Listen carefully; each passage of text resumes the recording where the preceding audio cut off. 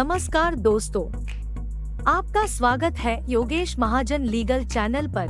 योगेश महाजन legal channel पर हम आपको प्रस्तुत करेंगे नवीनतम सुप्रीम कोर्ट के फैसलों और विभिन्न अन्य न्यायालयों के फैसलों पर और विधि ज्ञान को प्रसारित करने का प्रयास करेंगे। इस चैनल पर हम न्यायिक फैसलों के महत्व को समझाने और विधि समझौतों की युक्तियों को समझाने का प्रयास करते हैं।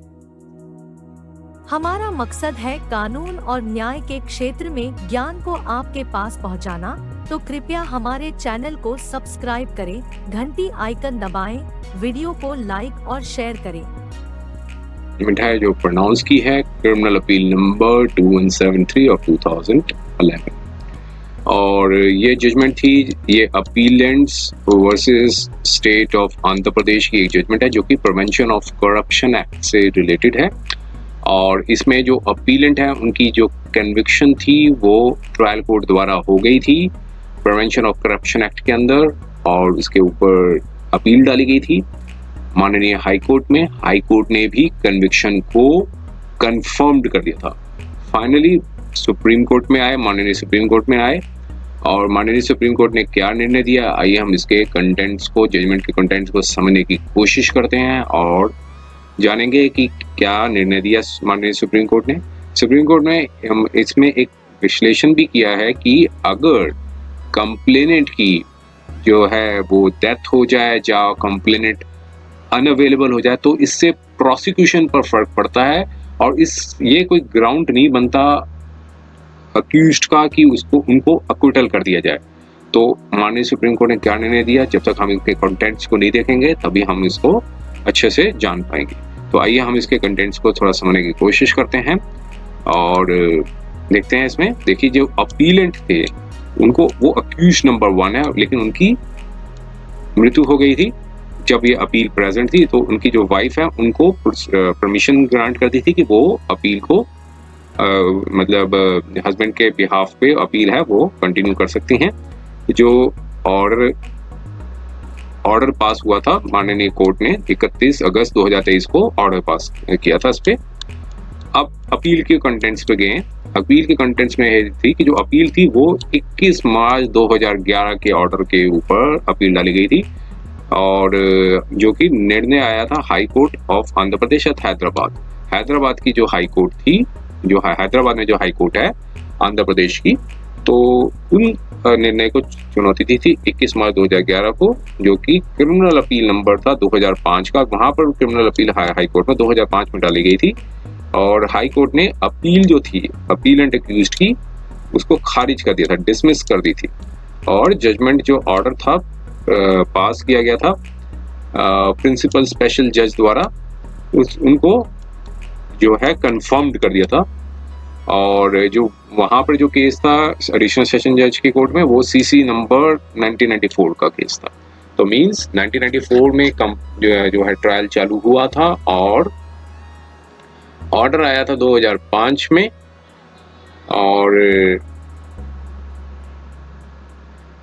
जो हाई कोर्ट का जो निर्णय था फिर उसको हाई कोर्ट में 2005 में डाली गई थी, और उसके बाद जो 21 मार्च 2011 में हाई कोर्ट ने निर्णय दिया था, और फिर फाइनली बाद में सुप्रीम कोर्ट में अब जो निर्णय आया है। तो अब यहाँ पर कंटेंट्स में देखते हैं कि ट्रायल कोर्ट ने कन्विक्शन कर दी थी अपीलेंट को अंडर सेक्शन 7 एंड सेक्शन 13 सब part 1D read with section 13(2) of prevention of corruption act 1988 के अंदर जो है वो कन्विक्शन कर दी थी।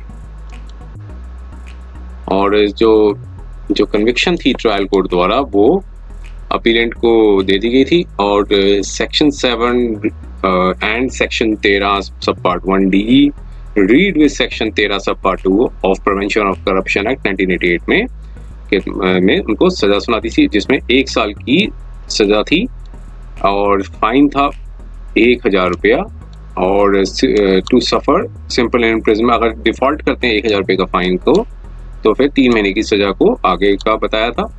और सेक्शन 7 के मुताबिक उनको सेक्शन 7 के अंदर जो है रिगरस इम्प्रिजनमेंट थी वो 2 साल की सुनाई थी, और फाइन था 2000 रुपये का। और डिफॉल्ट होने पर सिंपल 6 मंथ की सिंपल इम्प्रिजमेंट थी वो बताई गई थी। ऑफेंसेस थे सेक्शन 13 सब part 1 D read with section 13 2 of the prevention of corruption act. तो मींस 2 साल की सजा थी वो सुनाई गई थी और साथ में 10,000 रुपये का जुर्माना भी 2,000 रुपये का जुर्माना भी बताया गया था। अब चार्जशीट थी वो जो अलेज्ड ऑफेंसेस थे वो इन्वेस्टिगेटिंग ऑफिसर द्वारा दी गई थी जो कि डिप्टी सुपरिटेंडेंट ऑफ पुलिस थे एंटी करप्शन ब्यूरो के।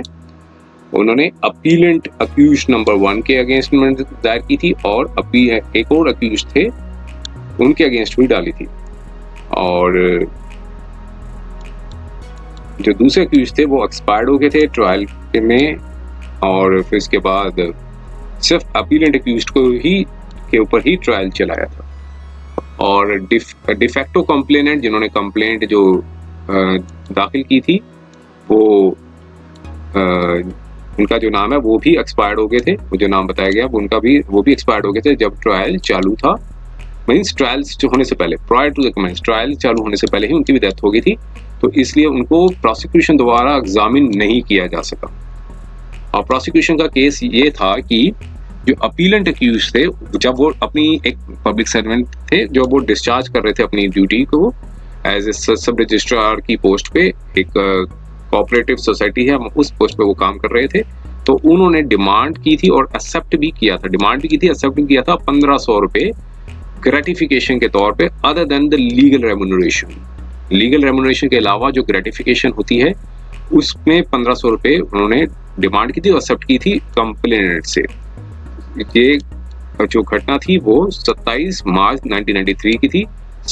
अपने लिए भी मांगा उन्होंने और जो अक्यूज नंबर 2 है जिनकी डेथ हो गई थी उनके लिए भी जो है 1500 रुपये की डिमांड की थी।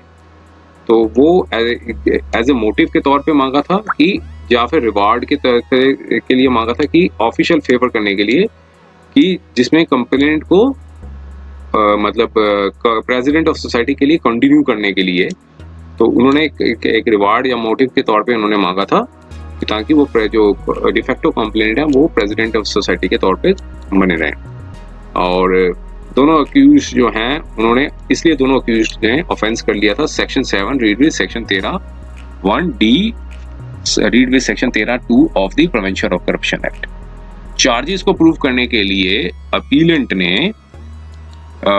अक्यूज ने के खिलाफ प्रोसिक्यूशन ने जो है एक प्रोसिक्यूशन विटनेस है 1 है उसको प्रस्तुत किया था और प्रोसिक्यूशन विटनेस नंबर 2 है जो कि पंच विटनेस थे जो एक मेडिएटर के तौर पे थे जो एक मेडिएटर हैं जो कि एग्रीकल्चर ऑफिसर के तौर पे काम करते हैं। तो वो उनको भी जो प्रोसिक्यूशन ने जो है एग्जामिन के लिए बुलाया था जो कि जॉइंट डायरेक्टर एग्रीकल्चर की में जो डिपार्टमेंट है वहाँ पर उनको काम करते थे। तो उन्होंने ये प्रूव किया था कि जो प्री ट्रैप और पोस्ट ट्रैप प्रोसीडिंग्स मींस पकड़ने से पहले की जो प्रोसीडिंग्स थी और पकड़ने के बाद की जो प्रोसीडिंग्स थी उन्होंने उसको प्रूव किया था। और प्रोसिक्यूशन विटनेस नंबर 3 थे उन्होंने उनको भी एग्जामिन किया था प्रोसिक्यूशन ने। उन्होंने प्रूव किया था कि जो सैंक्शन ऑर्डर थे वो अक्यूज्ड के खिलाफ जो लिए गए थे वो उन्होंने उन सैंक्शन ऑर्डर को प्रूव किया था जो कि accorded by the then secretary of agriculture cooperative 2 department.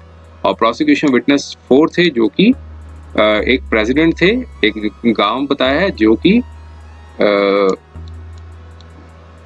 Vice president of the society से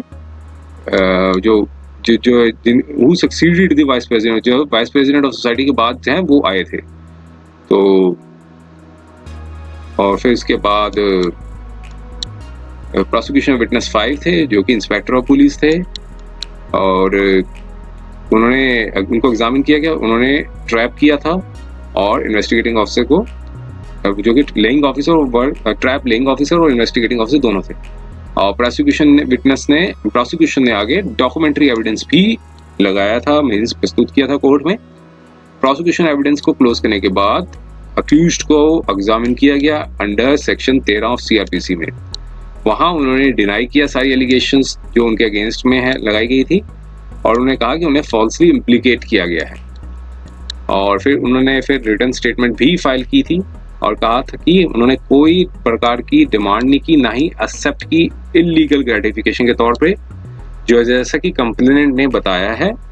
और अपीलेंट एक्यूज ने डिफेंस विटनेस 1 के तौर पे भी एग्जामिन करवाया। एक व्यक्ति का नाम बताया जो कि रेजिडेंट थे, एक जगह है खामम डिस्ट्रिक्ट, और वहाँ के अपने डिफेंस को सब्सटेंशिएट करने के लिए उनको भी विटनेस के तौर पे बुलाया।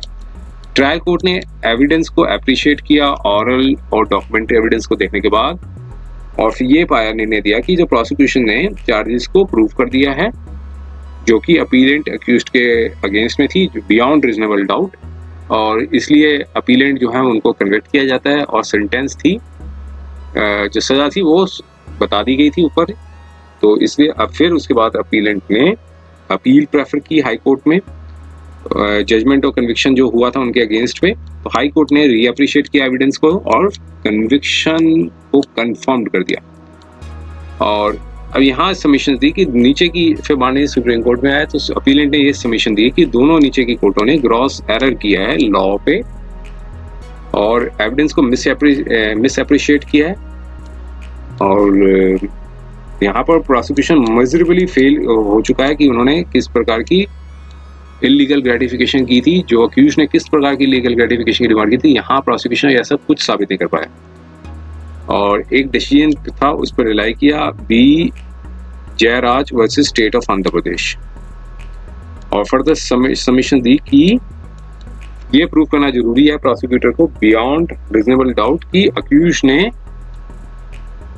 वॉलंटरली एक्सेप्ट की है मनी, और उसे पता हो कि ये जो मनी जो एक्सेप्ट की गई है वो ब्राइब की मनी है, और इस तरह का कोई प्रूफ नहीं दे पाता है तो इलीगल ग्रेटिफिकेशन जो है, प्रिजम्पशन ऑफ सेक्शन 20 का जो प्रिवेंशन ऑफ करप्शन एक्ट है उसके जो है अकॉर्डिंगली जो है वो बनता नहीं है अक्यूज्ड के खिलाफ। तो अकॉर्डिंगली उन्होंने कहा कि कंप्लेंट जो है वो एक्सपायर हो चुके हैं ट्रायल में, और इसलिए उनको एग्जामिन नहीं किया जा सका। और जो एलिगेशन थी डिमांड ऑफ मनी ब्राइब की, किस प्रकार की डिमांड की है, किस तरह से घूस मतलब जो ब्राइब मांगी गई है, तो वो प्रूफ प्रोसिक्यूशन नहीं कर पाया। और अपीलेंट ने स्टेटमेंट कंप्लेंट की स्टेटमेंट पर रिकॉर्ड मतलब प्रस्तुत किया, और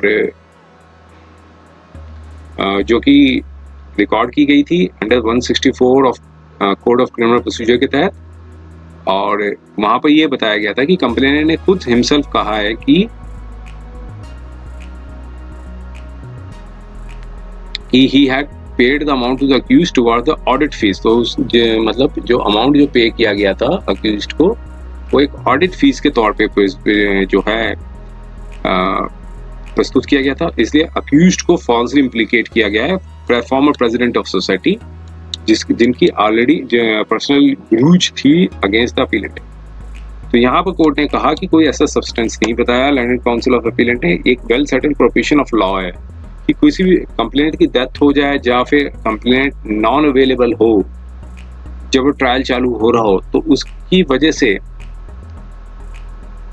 जो प्रोसिक्यूशन का केस है वो फैटल नहीं होता है, और ना ही ये कोई ग्राउंड बनता है कि अक्यूज्ड को छोड़ दिया जाए। तो ये हमेशा प्रोसिक्यूशन के पास रास्ता होता है कि वो प्रूव करे कंप्लेंट के कंटेंट्स को, और चाहे वो ऑरल एविडेंस लाए या फिर डॉक्यूमेंट्री एविडेंस लाए। अगर कोई डेथ हो जाए या कंप्लेंट नॉन अवेलेबल हो तो एक जजमेंट का माननीय कोर्ट ने जो है वो साइटेशन दिया, Neeraj Dutta versus state of government of NCT. तो ये बताया गया था कि इस केस में जो कंप्लेंट थे वो हॉस्टाइल हो गए थे या फिर उनकी मृत्यु हो गई थी और अनअवेलेबल थे।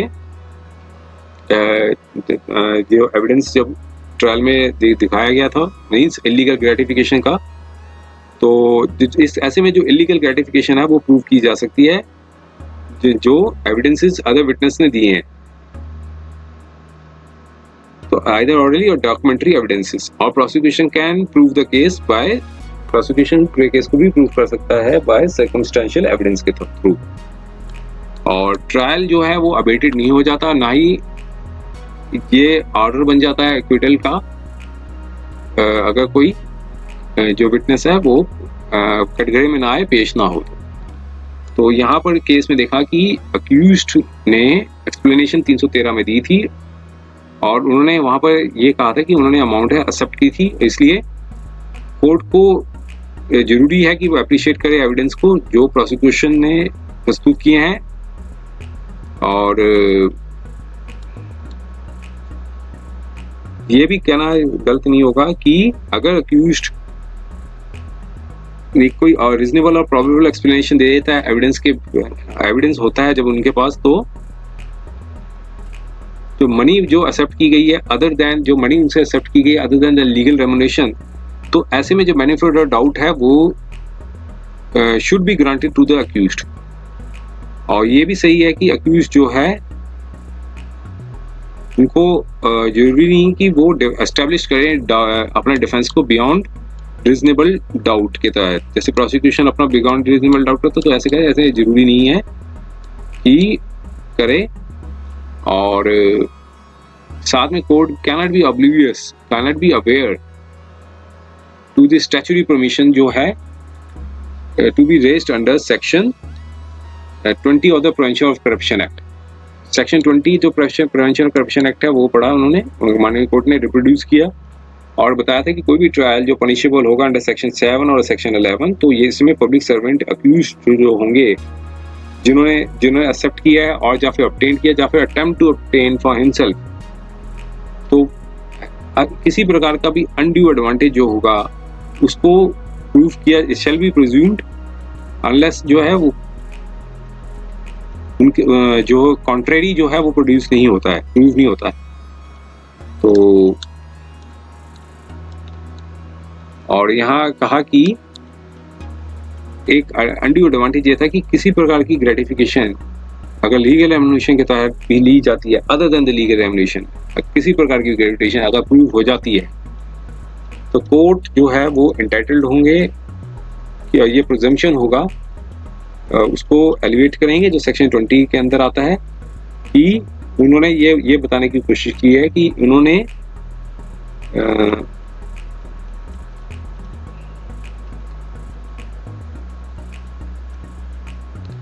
कि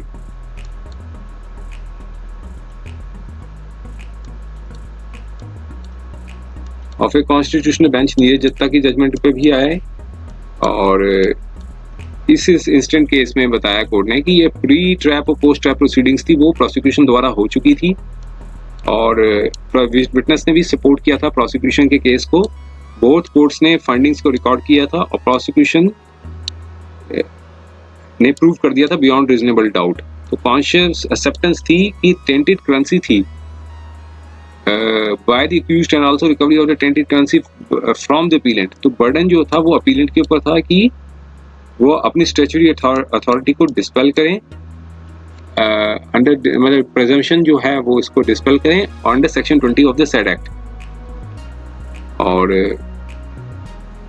ये भी प्रूव होता है कि ये एक्सेप्ट नहीं किया जाएगा एज ए मोटिव और रिवार्ड के तौर पे for the performance in the public duty विच जो कि अपीलेंट ने फेल टू डिस्पेल थे। और एक्सप्लेनेशन जो ऑफर किया गया था अपीलेंट द्वारा वो कंप्लेंट की स्टेटमेंट के साथ टैली नहीं करता है जो कि रिकॉर्ड की गई थी 164 सीआरपीसी में। और हाई कोर्ट ने ये भी रिकॉर्ड किया था कि जो डिफेंस लिया गया अपीलेंट का कि टेंटेड करेंसी थी तो वो एक ऑडिट फीस के तौर पे ली गई थी और वो भी प्रूव नहीं किया जा सका क्योंकि इस तरह कोई भी रॉन्ग नहीं होगा कि ये बताना कि जो अमाउंट है वो नहीं दी गई है।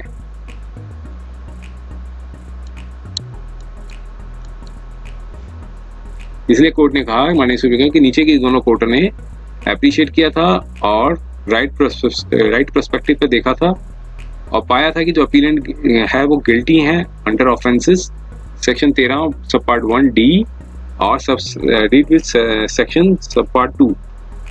तो ऐसे में कोई वैलिड ग्राउंड नहीं बनता है कि उसमें इंटरफेयर किया जा सके। क्रिमिनल अपील जो है वो डिवाइड ऑफ मेरिट्स है तो उसे इसलिए माननीय सुप्रीम कोर्ट ने इसको जो है खारिज कर दिया। तो ये थी जजमेंट। उम्मीद है कि यह वीडियो आपको पसंद आया होगा। अगर आपने अभी तक हमारे चैनल को सब्सक्राइब नहीं किया है तो कृपया इसे सब्सक्राइब कर ले और बेल आइकन दबाकर नोटिफिकेशन प्राप्त करें ताकि आप हमारे नए वीडियो से अपडेट रह सकें। अगर आपको यह वीडियो पसंद आया हो तो कृपया लाइक करें और अपने दोस्तों के साथ शेयर करें। हमारे चैनल पर आपको न्यायिक मुद्दों, कानूनी सलाह और कानूनी अपडेट्स के बारे में नवाचारिक और महत्वपूर्ण जानकारी मिलेगी। हमारे साथ बने रहें, क्योंकि योगेश महाजन लीगल आपके कानूनी सवालों का सहायक है।